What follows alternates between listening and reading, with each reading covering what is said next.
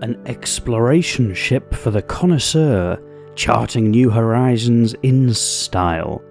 The romance of a date with the unknown, setting sail with just one person in their trusted ship. That's much of what the Origin 315P brochureware tries to evoke. But is that what you actually get in the game right now? I'm Forrester, and in this video I try to answer that question by reviewing the currently flyable Origin 315P. For those of you who've seen other ship reviews on this channel, the format will be familiar. This video is split into 5 sections, starting with a ship tour, assessing combat performance, reviewing handling and visibility, looking at the operating costs before finally summarising. As always, I've included timestamps in the video description in case you want to skip ahead. And if you're one of the 3/4 of people watching who isn't yet subscribed to the channel, you might think about it, so you can be notified of future Star Citizen videos as they go live. And this sleek ship is the Origin 315P. We'll start the tour by showing the 2 cargo bays. The first is to the rear on the underside of the ship, and the second is the forward cargo bay just ahead of it. They do look like a single cargo bay combined, and you can use them for regular cargo trading or for storing physical boxes like the type you would use for box delivery contracts. To get into the Origin 315P, you head to the left or port side, and there is a ladder which takes you up into the main body of the ship. In line with the other 300 series, this is one long corridor from front to back. The stylings are absolutely awesome inside, and the panoramic roof really helps to illustrate wherever you are.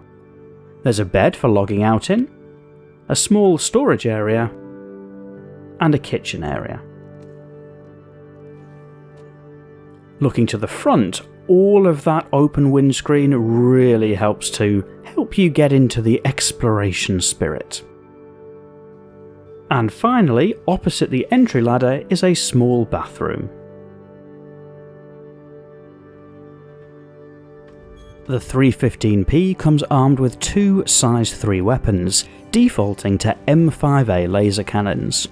The astute amongst you will notice that's fewer weapons than the other ships in the 300 series, and that's because the nose slot is occupied by a placeholder, which in the future may become a tractor beam, but right now doesn't do anything, and that's not something you can swap out.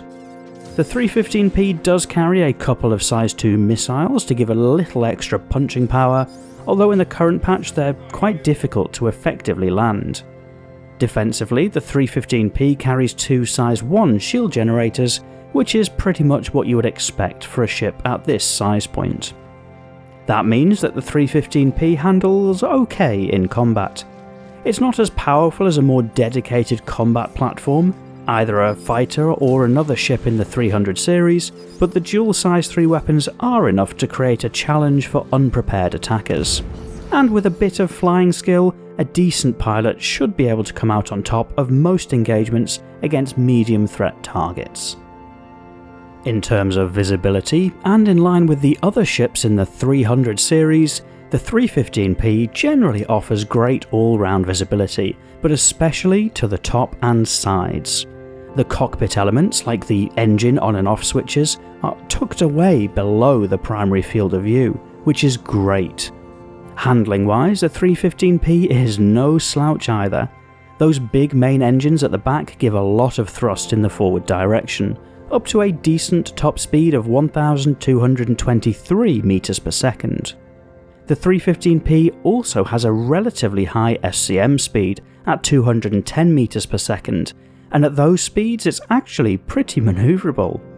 It certainly flies better in a straight line, with strong acceleration in particular, but the thrusters do a reasonable job at making the 315P relatively responsive. And that's also true in atmosphere, which feels appropriate given that the 315P is supposed to explore. It's worth adding that the 315P also feels fairly forgiving, meaning you don't need to be the most experienced pilot to enjoy flying the ship. The stock quantum drive, the Goliath, is definitely on the slow side, but combined with the generous quantum fuel stores on the 315P, that gives the ship incredible range, easily able to make the jump between Crusader and Microtech and back without refueling, which probably makes sense for an exploration ship.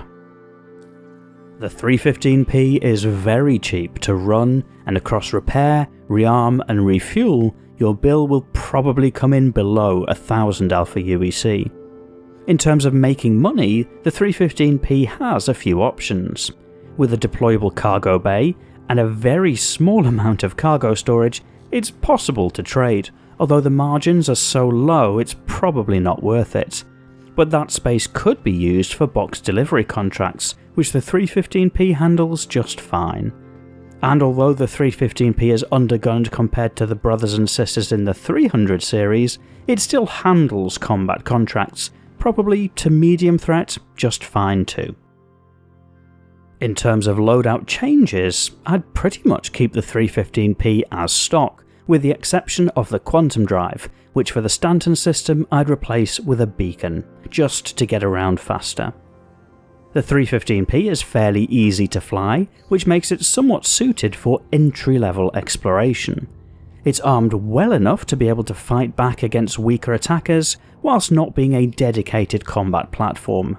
It's fairly stylish both inside and out, and potentially has increased utility in the future, coming with a bed, bathroom and kitchen, and potentially even a tractor beam, although it's not obvious what that would be used for yet. The ladder is not really befitting a ship of this stature, although it does offer a more secure entry and exit method than a simple door. And if you take damage in the 315P, you'll probably feel it, especially after the wings take a hit, as the ship will feel a little more unstable. The in-game price is 882,000 Alpha UEC, or $65 out of game for a standalone ship. It's worth adding there is currently a difference between in and out of game purchases, with the 300 series bought for real cash having a few different customization options that don't exist for in-game purchases at the moment, but those are purely cosmetic and don't change your gameplay. All in, that makes the 315P one of the cheaper ships you can purchase for Star Citizen, although still costing a fair amount of money. If you really like the stylings and the idea of a long-range ship, then perhaps it's not a bad choice, but I'd have thought that for most players who like the 300 series, the more combat-ready 325A or the cheaper and more heavily armed 300i might be a better purchase for your money. But do you agree? What do you think of the 315P? Let me know your thoughts in the comments. And if you enjoyed this video, please do hit that like button, as it helps me to know what you're finding most helpful. Otherwise, as always, thank you for watching.